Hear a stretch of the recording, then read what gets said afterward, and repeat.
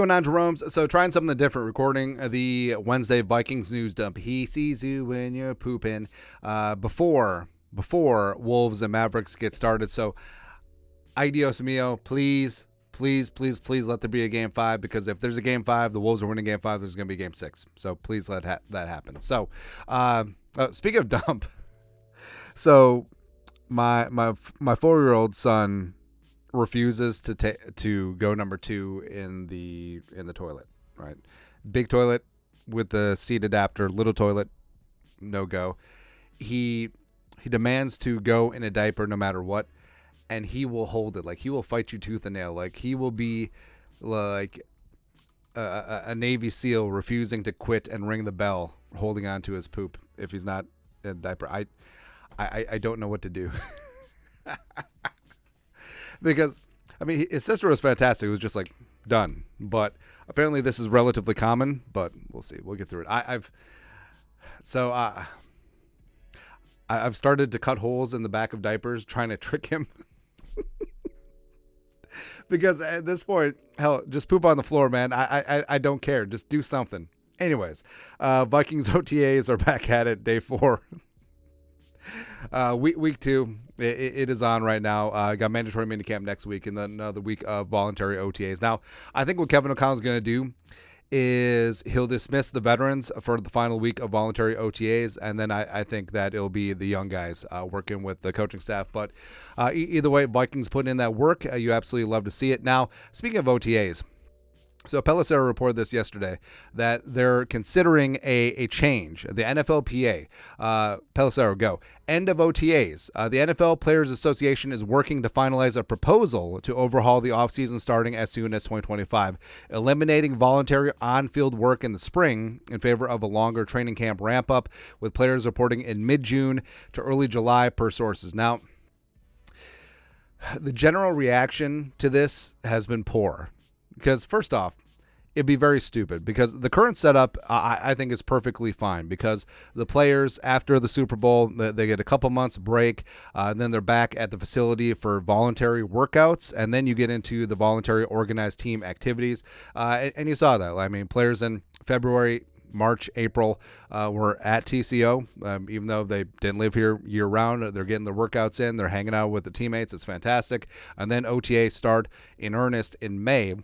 But the thing that they're proposing is really stupid, because, I mean, players have kids, coaches and executives have kids, and the dead period for the NFL basically is mid-June to the end of July. So OTA's mandatory minicamp wrap up mid-June, training camp start beginning of July. That's a nice 6 to 7 week dead spot where families can go on vacation as the kids are out of school, and just really live life.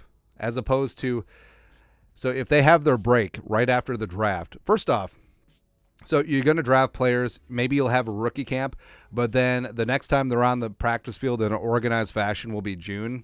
That's really stupid. It is. Like, first, who does this benefit? Like, who came in and said, hey, I want to give up my summer? It's so ridiculous. And I feel like the NFLPA doesn't represent the majority of its players. I feel like sometimes they just do things on the whim of a couple of select players. And that's the entire antithesis. That's not the point of a union. It's just so stupid, man. But I hope this doesn't pass, because, well, first off, I feel like the current setup is fine. The current setup and schedule is good to go in terms of OTAs, mandatory minicamp. But I mean, this just would incentivize players to show up completely out of shape because they have their ramp-up period. This would be like how the NFL used to be, when players had to, like, sell insurance or have jobs in the offseason, and then they show up to training camp, and they would play their way into shape. There used to be 6 preseason games. So stupid. It is really stupid. So the current setup is perfect, especially factoring in, like, these guys have kids, these guys have lives, these guys want to have a summer break, and if they switch to this, that goes away, because the dead period after the draft, where OTAs usually would be, now that would be the dead period, and kids are still in school. So how are families going to go on vacation? That's just going to put more strain on an already strenuous profession for the family. It's just ridiculous, man. Again, who is this for? Who the hell is this for? Yeah. But OTAs still currently where they should be. Diamond Dallas Turner getting his interception on, working on some drills. Now, even though, yes, Dallas Turner is going to be rushing the passer, that's what he is meant to do. He actually did drop in coverage quite a bit at Alabama. 91 coverage snaps last season, his junior year. 81 PFF grade, only allowed 5 catches for 17 yards on 6 targets. Shut down Turner Island. 79.2 quarterback rating when thrown at, which is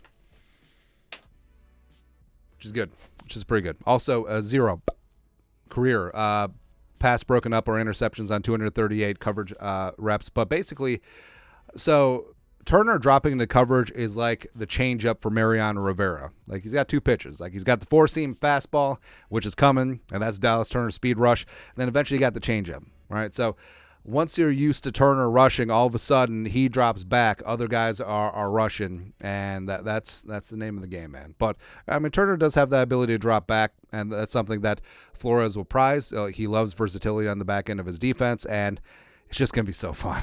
It's just going to be so fun. Like, having Van Ginkel and his off-ball capabilities as well, it's going to be great, man.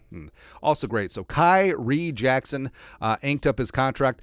TBD if it went straight to his NBA 2K account. He's going to run that thing up, man. But Jackson now is the 5th of the draft picks to sign. Only McCarthy and Dallas Turner are still yet to be inked up. Most first-round picks still haven't signed yet. There's a couple sporadically here or there. But with the rookie wage scale, it's really no muss, no fuss. Basically, it comes down to arguing a little bit about the guarantees, when they kick in, as well as, well, not first rounders, but like second, third round guys, as well as offset language. If a player is cut, do they get to double dip, or is it going to be offset against the first team's wages? Whatever. But Khyree Jackson got paid. It's good to go. Now, you may be asking, like, well, why are McCarthy and Turner participating in rookie camp since they don't have a contract? Well, there's a general agreement that if a player gets injured during OTAs, knocking on all the wood, that they would be given the general agreed upon of contract for the draft slot. Right, so it's a tacit agreement. It's a good faith thing between the players union and the league. So yeah, they're fine. They're good to go. But also good to go. So Drake May, number 3 overall pick, signed his deal, fully guaranteed, 4 years, $36.63 million, as well as $23.46 million signing bonus upfront.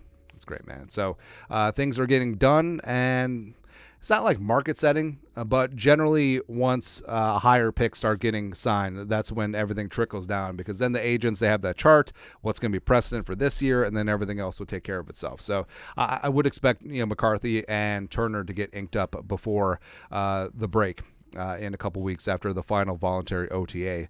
Also, so stupid. I feel like I've been raging against the machine, against this stupid, the Vikings are trying to trade it up for Malik Neighbors, because, again, it was just Florio mouthing off during the draft, and then Shooter, McGavin, Charlie Walters of the Pioneer Press ran with it this weekend, and then the national media and the aggregators grabbed a hold of it, and it was over.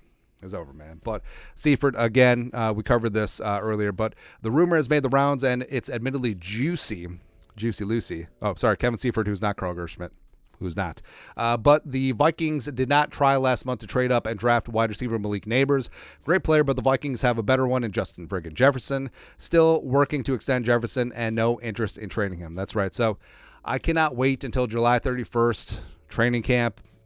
The extension gets announced. Record-setting, $37 million per year, large guarantee. Don't care, just get it done, and we'll go from there. And then what's the meeting going to talk about? Also, so obviously Jefferson is going to get paid, but there are like small like indicators, small like benchmarks. So Nico Collins, who had a fantastic year last season, first year with D'Amico Ryans, as well as CJ Stroud. I love CJ Stroud. I loved him in the draft process. I hated when people were poo-pooing on him because, like, he tested poorly in one of the tests, in the IQ test. It's so stupid. So ridiculous, man. But Stroud had one of the best rookie seasons in NFL history for a quarterback, and his ex-receiver Nico Collins got paid 3 years, $72 million, with incentives that can go up to $75, so $25 million per year. Again, that's just another notch. Like, Jefferson's obviously going to get more, but another precedent set to the floor, just like Devontae Smith, just like A.J. Brown, just like Amon-Ra St. Brown, just setting up that floor, and Jefferson's going to hurdle all of them. It's going to be great. Speaking of hurdling, so I still have a soft spot in my heart for Cam Akers, man. And maybe it goes back to my love for him at Florida State, as well as him early on with the Rams, fantasy. But then he sort of fell out of favor with Sean McVay. Now, there are theories about why that is, but this is a family show. But with Akers, so he popped his other Achilles. So he's coming off a 2 torn Achilles. He's only 24, and he's perfectly suited for what the Vikings want to do in the outside zone. And I want the Vikings to give him a chance, right? Because, I mean, they're still relatively thin across the board at running back because they outside of Aaron Jones, they didn't add anyone in free agency. They didn't draft anyone. They didn't bring any UDFAs. But Akers tweeted this out. You lost the first 3 quarters, but a Warrior only need one more opportunity to prove the world he is more than just a dreamer. Praying emoji. Period. And Akers has been training at the training house at TCU Performance Center Bar and Grill, so he's been local. And I think what the Vikings are waiting to do is see if he's 100%, and then if he's good to go, minimal contract, minimum, nothing guaranteed, and let him compete. So, again, Cam Akers last year in 6 games, 138 yards. He had 1 rushing touchdown, which was 1 more than Alexander Madison. Also 11 catches for 70 yards. He's a complete running back. He can catch. He can pass block. He can do everything, man. So hopefully Cam Akers heals up and is good to go and gets after it. Also getting after it. So this is great. Per Burt Breer of Sports Illustrated, having a former first-round quarterback, Sam Darnold, in the room gives the coaches a baseline of talent to work off. He notes how Vikings head coach Kevin O'Connell is best positioned to see how Sam Darnold failed while also getting a good level of talent to compare J.J. McCarthy against. So basically what is like, hey, Kevin O'Connell and McCown and Wes Phillips are like, hey, J.J., look at Sam. Look how much of a sack Sam Darnold is. Don't be like him. It's so mean, so rude. But here's the thing too, like Sam Darnold, yes, he's bounced around. He's been a journeyman, but he was the cat's ass in the 2018 draft, man. Like some people had him as the number 1 quarterback amongst Baker and Lamar and Josh Allen and obviously Josh Rosen.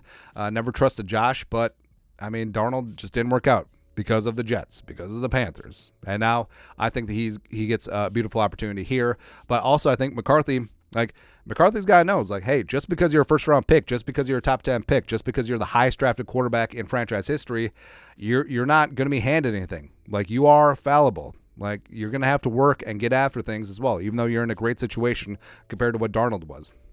But I think McCarthy will take all of that to heart. Lastly, so speaking of running backs, who is the best running back in the NFC North? PFF put this out. So now they actually did rank Aaron Jones number 8 in the NFL, ahead of everyone else in the NFC, in the NFL, and obviously the NFC North. But DeAndre Swift with the Bears, I mean, DeAndre Swift put it on the Vikings week 2. It happens, man. Jahmyr Gibbs, as well as David Montgomery, 2-headed monster in Detroit. Josh Jacobs, Jones' replacement in Green Bay. Now, I like Josh Jacobs. I think he got massively overpaid. You hate to see it. And Montgomery and Gibbs, I think they cut into each other's workload. It's Swift. I don't know. I actually think that Rashawn Johnson deserves more of a shot in Chicago. But even though Aaron Jones is probably going to be splitting time with Ty Chandler, I think you got to say Jones. Because even though Gibbs certainly has his upside, is he going to get that opportunity? Same thing with Jacobs, who could be splitting some work with A.J. Dillon, who still remains in Green Bay.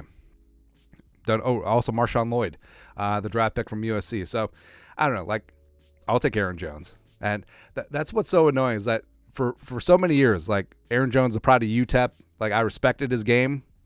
And I was just like, man, why can't we have a running back that consistent, even though we had peak Dalvin? So glad that Aaron Jones is in purple. But that's it. That's it. Vikings news dump for this beautiful Wednesday. Again, game is just starting. Please let there be a game 5 one time, because you can't get to a game 7 without getting a game 5. It's Wolves in 7 till it ain't. There you go. Let us know your thoughts and our thoughts in the comment section below. Subscribe for daily Vikings takes. Want to support the work? Put a little something in the Venmo. But next time, Skol, production value.